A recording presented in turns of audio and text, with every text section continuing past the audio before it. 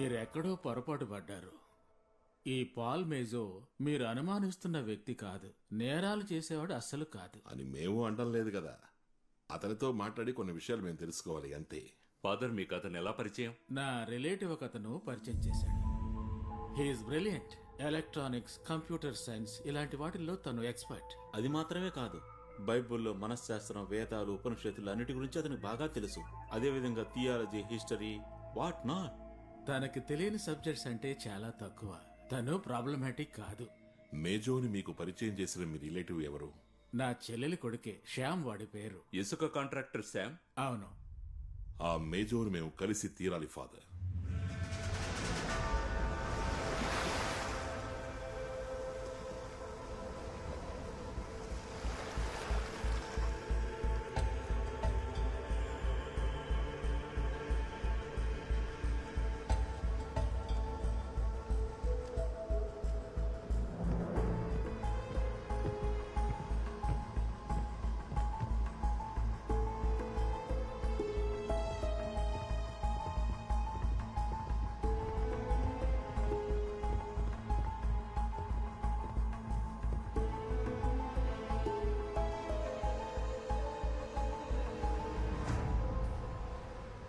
మేజో,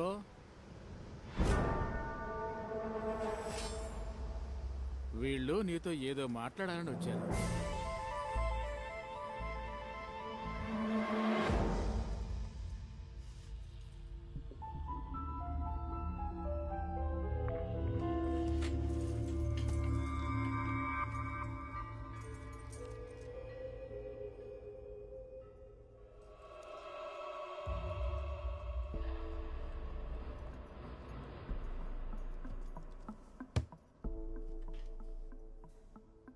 నమ్మలేకపోతున్నాను సార్.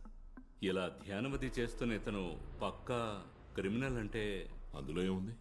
రాక్షసులు తపస్సు చేయలేదా? తపస్సులు చేశారు, వరాలు పొందారు. ఆ వరాన్ని దేనికి ఎలా ఉపయోగిస్తామన్న దాన్ని బట్టే ఉంటుంది.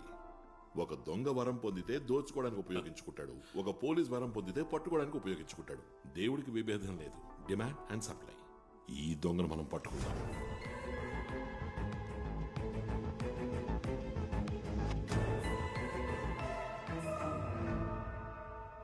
నీ మొదటి పేరు మన్సూర్, నీ రెండవ పేరు సందీప్, నీ మూడవ పేరు పాల్ మేజో. నాలుగోది ఐదోది కూడా ఉందా? ఇన్ని పేర్లతో తిరుగుతున్నా ఫాదర్ నువ్వు తప్పుడోడివి కాదు అంటున్నారే. నేను తప్పుడోడిని కాదు సార్. నువ్వు మంచివాడివైతే నీకెందుకు ఇన్ని పేర్లు? ఈ డాక్టర్ వేణుగారు నీకెలా తెలుసు? ఒక హెల్త్ ఇష్యూ వచ్చినప్పుడు చూసాం, పరిచయమైంది. పాల్ మేజో డాక్టర్ దగ్గరికి వెళ్ళినప్పుడు ఇలా మన్సూర్ అయ్యాడు. ఆ పేరు నాకు ఇష్టమైంది సార్. సందీప్, ఆ పేరు? సందీప్ నా పెన్ నేమ్ సార్. ఆ పేరుతోనే రాస్తుంటాను. ఏం రాస్తుంటావు? Science magazine.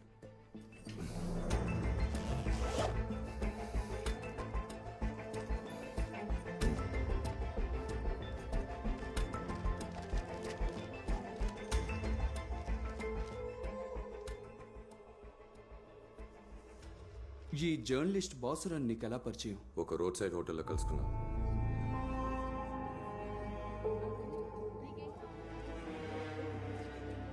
డాక్టర్ వేణు నువ్వు అంత క్లోజ్ ఫ్రెండ్స్ అవ్వడానికి వేరే కారణం ఏమైనా ఉందా? మా ఇద్దరికి సైన్స్లోనూ టెక్నాలజీలోనూ ఒకేలాంటి ఇంట్రెస్ట్ ఉన్నందువల్ల.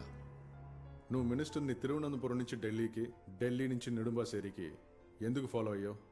ఫాలో అవ్వలేదు sir, it was a coincidence. నువ్వు ఇంతకు ముందు కూడా సిబిఐ సస్పెక్టివ్ కదూ? అయ్యుండొచ్చు. ఎటువంటి కారణము లేకుండా నన్ను ఇబ్బంది పెట్టారు. ఎవరు? ఏ కేసులో? కేసేంటో తెలియదు సార్. వాళ్ళు ముగ్గురు నలుగురు ఉన్నారు. కొన్ని క్వశ్చన్స్ కూడా అడిగారు హ్యాకింగ్ గురించి. నేను ఒక కంప్యూటర్ ఎక్స్పర్ట్ అయినందువల్ల కావచ్చు. అది ఎక్కువ రోజులు జరగలేదు. కొన్నాళ్ళ తర్వాత పంపించేశారు. ఇక్కడ కూడా సేమే, మీరు నన్ను ఇబ్బంది పెట్టి పంపిస్తారు. ఆ రోజు నిన్ను ఎవరెవరు ఎంక్వైరీ చేశారు? వాళ్ళు ఎవరో నాకు తెలియదు సార్. వాళ్ళలో మగాళ్ళు ఆడవాళ్ళు కూడా ఉన్నారు. వాళ్ళలో ఒకడు మలయాళీ, మీసాలు ఉన్నాయి వాడికి.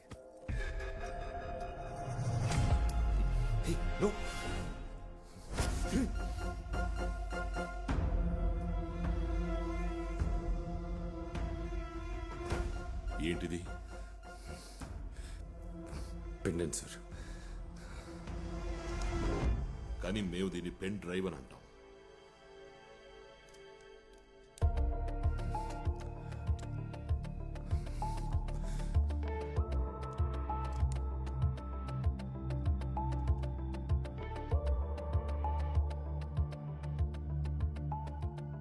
ఇదేమిటో నీకు అర్థమైందా? Pacemaker. Alias pulse meter, pulse ని కంట్రోల్ చేయగలిగే ఒక గ్యాడ్జెట్. తర్వాత ఏముందో చూడు.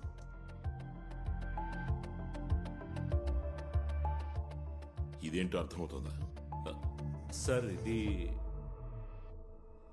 It's a weapon, a killer weapon sir. And circuit breaker two. ఉదాహరణకి ఇప్పుడు నీ పల్స్ రేటు నార్మల్ గా లేదు అనుకో, ఫర్ సెవెరల్ రీజన్స్. నీ బాడీలో ఈ మిషన్ ఇంప్లాంట్ చేసుకోవచ్చు, పల్స్ నార్మల్ చేసుకోవచ్చు. బట్ బాలుకు ఒక శత్రువు ఉన్నాడు అనుకో, అతను ఆ పేస్ మేకర్ నే హ్యాక్ చేసి దాన్ని అతని అదుపులోకి తెచ్చుకుని మీ సహజ పల్స్ రేట్ ని మార్చేసి మీ ప్రాణాలకు ప్రమాదం కలిగే విధంగా దాన్ని అతను అమర్చగలడు. అంటే ఈ డివైస్ ని ప్రయోగించగల సాఫ్ట్వేర్ స్కిల్ ఉన్న ఒక వ్యక్తి బయట నుంచే తన దగ్గరలోనే ఉన్న ఒక పేస్ మేకర్ ని కంట్రోల్ చేసి దాని గతి తప్పేలా చేయగలడు. ఒక నిమిషం, ఇప్పుడే వస్తాను. హలో, నేను సేతురామయ్యర్, సిబిఐ. ఏంటి సార్? ఒక డౌట్ అడుగుదామని ఫోన్ చేశాను. మినిస్టర్ గారికి పేస్ మేకర్ పెట్టారా? అవును సార్, ఫేస్ మేకర్ పెట్టారు. డాక్టర్ వేణునే ఇంప్లాంట్ చేసింది. డాక్టర్ వేణునా? అవును sir. Okay okay.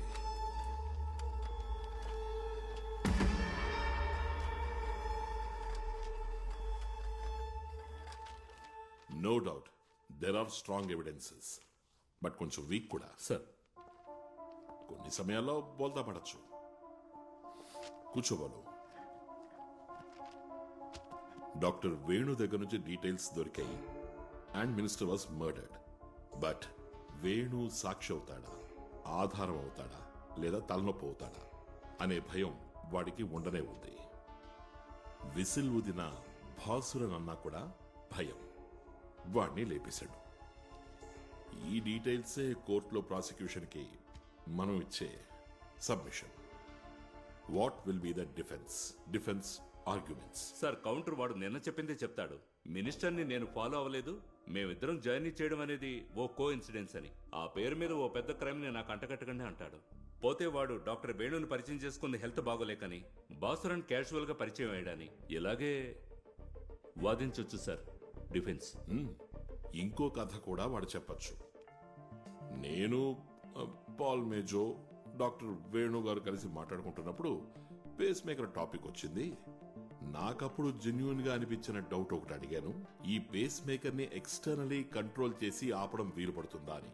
Doctor Venu కుదరదు అని చెప్పారు. బట్ కుదురుతుంది అని ప్రూవ్ చేయడానికి నాకు సాఫ్ట్వేర్ డెవలప్మెంట్ అవసరమైంది. అది డాక్టర్ వేణు కంటపడితే దాన్ని వరల్డ్ హార్ట్ ఫెడరేషన్ కి తెలియజేస్తాడు.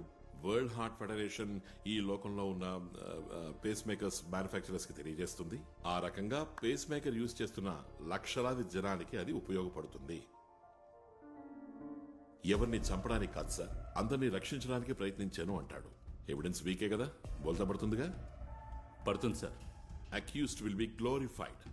చట్టం వాడిని నెత్తిన పెట్టుకుంటుంది కొత్త ఆవిష్కరణకి. మీడియా వాడిని పొగుడుతుంది. ఏమో వాడికి నోబెల్ ప్రైజ్ ఇచ్చినా ఇస్తారు. But I'm damn sure that he is the murderer. Sir, ఒకే ఒక మార్గం ఉంది to prove him guilty. Motive. ఈ వ్యాపారంలో వాడికేంటి లాభం? Cash or kind. మేజో కిరాయి హంతకుడా? అయితే వాణ్ణెవరు ఎంగేజ్ చేశారు? అసలు వాళ్ళ మోటివ్ ఏంటి? ఆ మోటివ్ కనుక్కున్నప్పుడు తెలుస్తుంది. ఆ రోజు ఉదయం 5 నుండి 5:20లోగా జోస్ ఎందుకని నర్వస్ అయ్యాడు, అప్సెట్ అయ్యాడు, మధ్యలోనే వాకింగ్ మానేసి ఎందుకు ఇంటికెళ్ళాడు అని క్లియర్ గా తెలుస్తుంది. Correct sir. ఇప్పుడే బాస్కెట్ కిల్లింగ్స్ కి ఓ కంటిన్యూటీ దొరికింది. ఇవన్నీ మనం మనసులో పెట్టుకునే ఇక నుంచి వాడిని ప్రశ్నించాలి. Will change our mood. మనం వాడి పక్షాన ఉన్నామని నమ్మించగలిగితే వాడు కొంచెం ఓపెన్ అవుతాడు. Reverse psychology. ఖచ్చితంగా ఎక్కడో తప్పు జరిగింది సార్. మీరు అనుకునేవాడిని కాదు నేను. మినిస్టర్ని ఫాలో చేయలేదు sir. It was a coincidence. ఇది కోఇన్సిడెన్సా? ఇది ఒక ఆర్గ్యుమెంట్తో తయారైంది. వేణు సార్తో మాట్లాడుతూ ఉండగా పేస్ మేకర్ విషయం గురించి. పేస్ మేకర్ చాలా సేఫ్ అని అన్నాడు. లేదని నీ ప్రూవ్ చేయాల్సి వచ్చింది. డాక్టర్, ఈ పేస్ మేకర్ సేఫేనా? Of course it is safe. ఎందుకలా అడిగారు? లోన ఇంప్లాంట్ చేసిన ఒక పేస్ మేకర్ని బయట నుంచి ఎక్స్టర్నలీ స్టాప్ చేయవచ్చు హ్యాకర్ తలుచుకుంటే. It's impossible. It is possible.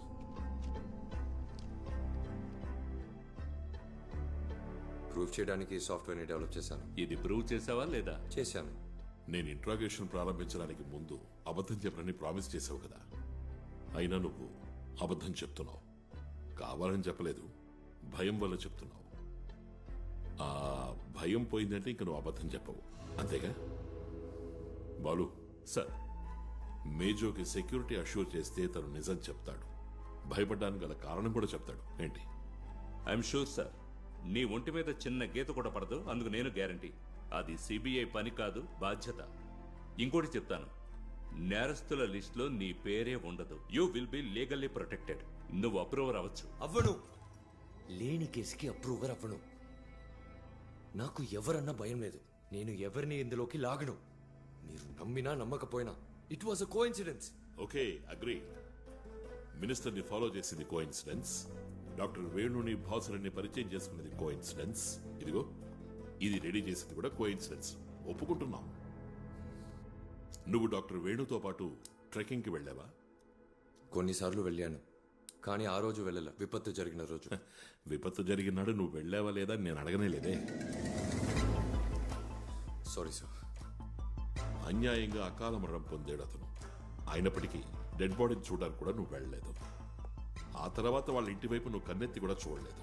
కనీసం ఫోన్ చేసైనా సరే పరామర్శించలేదని మిస్సెస్ వేణు ఎంతో ఆశ్చర్యపోయారు. మేము కూడా. అది కూడా కోఇన్సిడెన్స్ అని చెప్పద్దే. అది కరెక్టే. పోలేదు, ఫోన్ చేయలేదు. దానికి పెద్ద కారణం అంటూ ఏం లేదు సార్. It's guilt. అందుకే వెళ్ళలేదు, ఫోన్ చేయలేదు. సంఘటన జరిగిన నాడు ఉదయం నువ్వు మిస్సెస్ వేణుకు ఫోన్ చేసి డాక్టర్ వేణు ట్రెక్కింగ్కి వెళ్లారని కన్ఫర్మ్ చేసుకున్నావు. ఆ తర్వాత మిస్సెస్ వేణు తన భర్తని ప్రాణాలతో చూడలేదు, నిన్ను కూడా చూడలేదు. మినిస్టర్ పోయి వేణు వచ్చాడా? కొత్త కథలు అల్లుతున్నారా నన్ను ఇరికించడానికి? నన్ను ఇరిటేట్ చేయకండి సార్. స్వామి,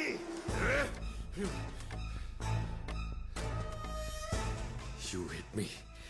నన్ను అనవసరంగా కొట్టావు కాదు. దీన్ని నేను ఎప్పటికీ మర్చిపోను. ఈ కాగితంలో ఉండేదాంతో నేను ఒక మిషన్ ఆపగలను. మానసిక బలంతో ఒక సంస్థని ఆపగలను. ఆ రోజు మీరే నా first victim. I will kill you.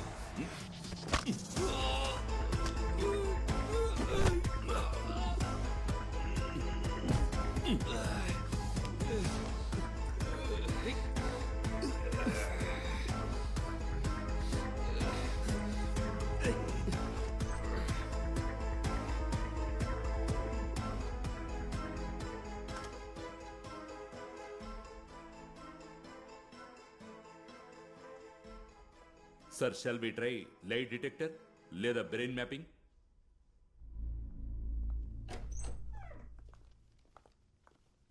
మేజో మరీ అంత చెడ్డవాడు కాదు సార్. వాట్? అలా అని అనుకోవాలి. What nonsense? ఏం మాట్లాడుతున్నారు? సో అక్టోబర్ 21నే సీఎం మినిస్టర్ సమద్ ఢిల్లీకి వెళ్ళింది ఫ్రమ్ ట్రివాండ్రం. అవును. అక్కడ పని త్వరగా అయిపోయినందువల్ల అయ్యుండొచ్చు. మినిస్టర్ సమద్ నెక్స్ట్ డేకి తీసుకున్న ఫ్లైట్ టికెట్ ని క్యాన్సిల్ చేసి సేమ్ డే ఈవినింగ్ ఫ్లైట్ లో జర్నీ చేశారు. టు నెడుంబసేరి. సార్, ఆయన ఢిల్లీకి టికెట్ కొనింది ఆన్ 20th, అంటే జర్నీకి కరెక్ట్గా ఒక రోజు ముందు. కానీ మేజో రావడానికి వెళ్ళడానికి టికెట్లు బుక్ చేసుకుంది 10 రోజులకు ముందు, on 12th from air India, paying cash. Sir, ఆ రోజు అన్వర్ సార్ మాటల మధ్యలో ఏం చెప్పారంటే ఆయన ఈ జర్నీని సడన్ గా ఫిక్స్ చేసుకుని నెక్స్ట్ డే వెళ్ళానని చెప్పారు. సడన్ గా ఫిక్స్ చేసుకున్న జర్నీ గురించి 10 రోజుల ముందే మేజోకి ఎలా తెలుసు సార్? సార్, ఇందులో కన్ఫ్యూషన్ ఏంటంటే మినిస్టర్ సమద్ తిరిగి నెడుంబసేరికి టికెట్ తీసుకోవడమే. అదే సేమ్ డే ఫ్లైట్ బయలుదేరడానికి కాసేపటి ముందు 10 రోజుల క్రితమే ఢిల్లీ పోవడానికి తిరిగి రావడానికి టికెట్ తీసుకున్న మేజో ఆయన జర్నీ గురించి ఎలా తెలుసుకున్నాడు? దానికి ఛాన్సే లేదు సార్.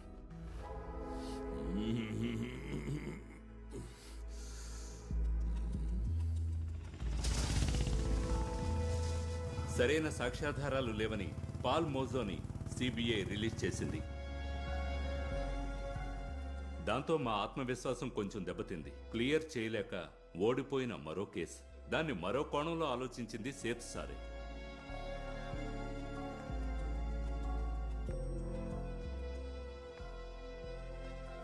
ఏదో గాఢంగా ఆలోచిస్తున్నారే స్వామి గారు.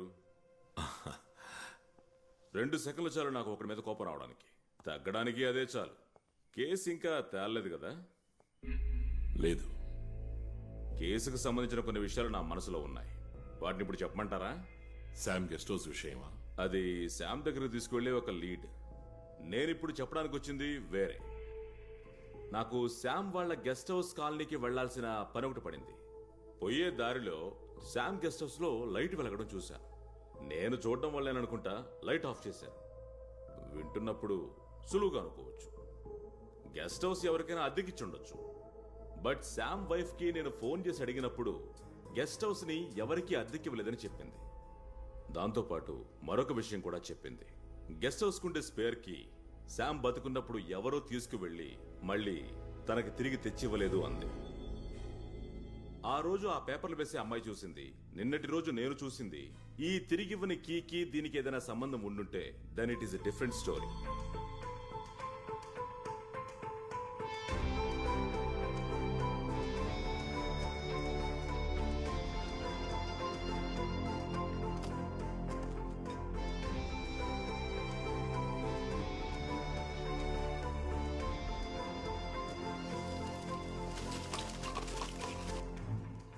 వెల్లుల్లిపాయ సార్.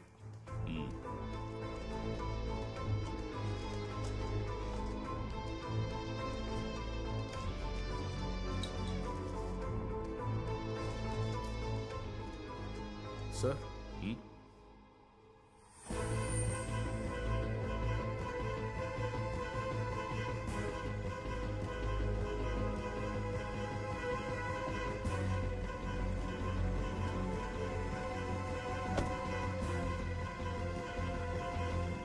వీళ్ళు నిన్నేవడిగినా తెలీదు తెలీదు తెలీదు అంతేగా? ఈ గెస్ట్ హౌస్ కి నువ్వు యజమానివే కదా? అయినా ఇక్కడ జరుగుతున్నవేవి నీకు తెలియదంటే నమ్మడానికి మేం వెర్రోళం కాదు. అర్థమైందా? తెలియని విషయాల్ని ఎలా సార్ తెలుసని చెప్పగలను? బాలు, సార్ నిన్న వాళ్ళిద్దరూ ఇక్కడ ఫోన్ చేశారనడానికి ఆధారం ఉంది. వాళ్ళెవరని అడిగితే ఈవిడ చెప్పడం లేదు. సార్ ఈ గెస్ట్ హౌస్ కి ఓ స్పేర్ కీ ఉంది, అది ఎక్కడని అడిగితే అది చెప్పడం లేదు. సార్ ఇది ఇక్కడ దొరికిన mobile recharge coupon cross check చేశాం. దీన్ని ఉపయోగించి రీఛార్జ్ చేసింది శామ్ పేరును ఉన్న మొబైల్ నెంబర్కి. సార్, కొన్ని నెలలకు ముందు చనిపోయిన శామ్ కొన్ని రోజుల క్రితం ఎలా రీఛార్జ్ చేయగలడు? ఇది అడిగితే జవాబు చెప్పట్లేదు.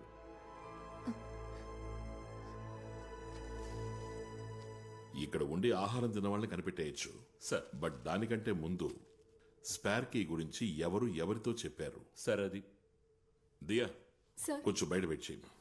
తీసుకెళ్ళు. రండి. బెర్లిన్ సత్యదాస్తో చెప్పాడు. సత్యదాస్ ఆ వివరాల్ని నాతో చెప్పాడు. సార్ ఇందులో ఏమైనా లొసుగుంటే బెర్లిన్ స్పేర్ కీ గురించి సత్యదాస్తో చెప్తాడా? సార్ ఈ సత్యదాస్ని మనం గుడ్డిగా నమ్మొచ్చంటారా? సత్యదాసే కదా నాకు ఇన్ఫర్మేషన్ ఇచ్చింది. దాని ప్రొసీడింగ్స్ ఇప్పుడు ఇక్కడ జరుగుతున్నాయి. And I love surprises. Spare కీని ఎవరికి పడితే వాళ్ళకి అలా ఇచ్చేస్తామా? లేదు సార్, బాగా నమ్మకం ఉన్న వ్యక్తికే ఇచ్చే అవకాశం ఉంది. ఎవరు అంత నమ్మకస్తుడైన వ్యక్తి? Sir Paul Mejo. దానికే చాలా పాసిబిలిటీస్ ఉన్నాయి సార్. చనిపోయిన తర్వాత కూడా ఆ నంబర్కి రీఛార్జ్ చేశారంటే శామ్ ఆ ఫోన్ తీసుకున్నది ఇంకెవరి కోసం అయి ఉంటుంది. సార్ బినామీ కనెక్షన్. అవును. ఎవరా బినామీ? సత్యదాస్ నన్ను కలవడానికి వచ్చినప్పుడు ఒక విషయం చెప్పాడు. వాడిని ఎంక్వైరీ చేసినప్పుడు నాకు ఒక విషయం స్పష్టంగా అర్థమైంది. గెస్ట్ హౌస్ లో ఉన్న వ్యక్తి గురించి వాడు చెప్పడానికి రాలేదు. ఆలోచించడానికి కూడా శ్యామ్ చాలా భయపడిపోయి ఉంటాడు. ఇక నేను చెప్పబోయేదంతా ఓన్లీ థియరీనే, but it will be worth hearing. Sir గత వారం ఇక్కడ ఉన్నది పాల్ మేజో, వాడి బినామీ లేదా వాడికి బాగా నమ్మకస్తుడు. అది కాకపోతే శామ్ లాంటి ఒక మధ్యవర్తి, ఏ నెగోషియేటర్. వాళ్ళిద్దరూ ఇక్కడ కలుసుకున్నది ఫ్రైడ్ రైస్ తినడానికి కాదు. కాన్స్పిరసీ? ఎస్. దీనికి మునుపు ఇక్కడ కాన్స్పిరసీ జరిగింది. And the outcome is basket killing. Basket killing లో చివరిగా చనిపోయింది సిఐ జోస్.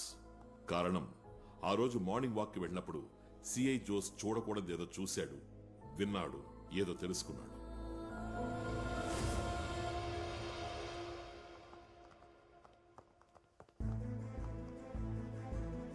అందులో ముఖం రికార్డ్ అవ్వకూడని వాళ్ళు ఇక్కడికి రావడం మొదలయ్యాక కెమెరా రిపేర్ అయింది. నవంబర్ నెల 17వ తారీఖున మినిస్టర్ సమ్మత్ చనిపోవడానికి ముందు, అంటే సరిగ్గా 28 రోజుల క్రితం కెమెరా రిపేర్ అవ్వగానే దే స్టార్టెడ్ కాన్స్పిరసీ. సార్ అయితే ఇది థియరిటికల్ గానే కాదు, లాజికల్ గా కూడా కరెక్టే. అంటే పాల్ మేజో ఢిల్లీ ఎయిర్పోర్ట్ నుండి నెడుంబాషేర్ ఎయిర్పోర్ట్ లో బోర్డు చేయడానికి ముందుగానే ఆ ఫ్లైట్ లో తన టార్గెట్ ఎక్కాడు అనే విషయాన్ని కన్ఫర్మ్ చేసుకున్నాడు. Sir here there is a problem. Major ticket తీసుకున్న రోజు, మినిస్టర్ టికెట్ తీసుకున్న రోజు మ్యాచ్ అవ్వట్లేదు. టికెట్ కొన్న డేట్ మ్యాచ్ అవ్వాలనే ఉంది. Think differently. నందినియే టార్గెట్ అని ఎవరు చెప్పారు? మినిస్టర్ సమత్ మిస్డ్ టార్గెట్ అయితే, అంటే అసలైన టార్గెట్ కి బదులుగా విక్టిమ్ మినిస్టర్ సంపత్ అవ్వచ్చు కదా. ఏ రోజు మేజర్ టికెట్ కొన్నాడు? సెప్టెంబర్ 12న. ఆ డేట్ కి ముందు ఆ ఫ్లైట్ లో ఎంతమంది టికెట్లు కొన్నారు, అలా కొన్న వాళ్లలో హార్ట్ పేషెంట్లు ఎంతమంది ఉన్నారు, ఉన్న వాళ్లలో డాక్టర్ వేణు పేషెంట్లు ఎవరైనా ఉన్నారా? ఈ డీటెయిల్స్ కావాలి సార్. ఆ లిస్ట్ లో ఉంటుంది మేజర్ టార్గెట్. టార్గెట్ మారితే కథ మారుతుంది.